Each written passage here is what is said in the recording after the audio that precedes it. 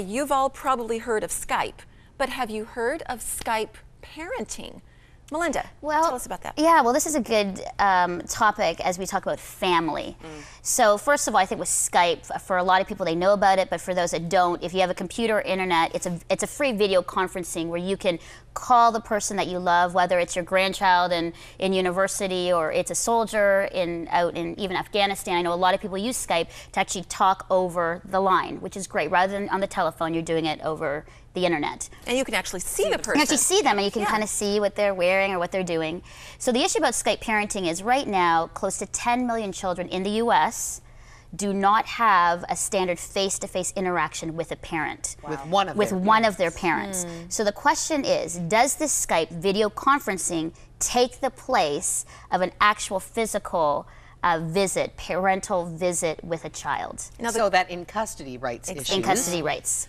In this case, it was a BC Supreme Court ruling. Mom was denied application to move from Vancouver to Australia. Suggesting that the kids could have daily visits with Dad on Skype. Right. So there is a debate in the courts now, ladies, because should this be used in the states? There's 6 states that have actually included Skype visitation within the system of, parental custody. Yeah, they're calling it virtual parenting. Virtual parenting. Or Canada virtual is the same. Yeah, Canada, there's some provinces that are including it, some aren't. So what's our thoughts? Because it is a little contentious. Should we allow it as that? Should it be along with an actual tangible visit?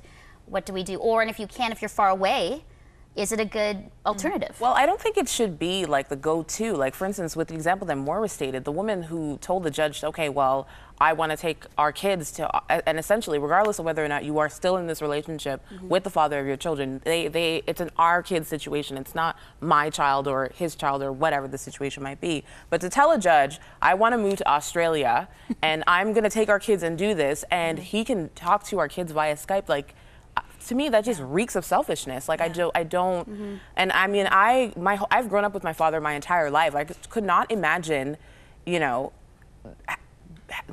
having my father around if I did have the option to have it. And obviously it's a little bit different with somebody who doesn't have the option. But I think it can get really scary because then people might potentially use it as a reason to move away and with their new spouse or whatever, for a new job or whatever. And what message does that send to the child, too? Because that devalues the influence of that parent's life in the child's life, and so what does that say to the child? It says, well, either they don't care enough about you to make the effort to come, or I don't think they're important enough that I'm going to make the effort for you to be able to see them in person.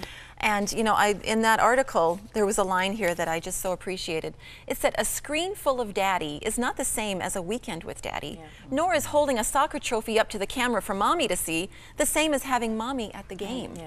But I think that it can be used well. I think that the visitation, sitting with your child, is absolutely important. Meaningful touch. Meaningful, but I think one of the elements of the blessing. I think Skype can be used in a positive way here too. Because if you're talking 10 million children without a standard, any interaction, and that this can open up more interaction than not, I think it can be positive. But I think, in my opinion, it needs to be both. As the Maclean's article author said, there's no technology that can give a good night hug. Absolutely. And the danger would be for that to be the go-to style of parenting instead of the touch. So we need the both. We need the hugs, and we need I think, constant communication. I think Skype can do that. But there's nothing like, you're right, like a father being at the soccer game of his son and cheering him on. Well, there's a lot, as technology tumbles forward by leaps and bounds, I'm sure there's going to be a lot of these issues arise, and we need to really talk about them. And so it's good that we're doing that here on Full Circle.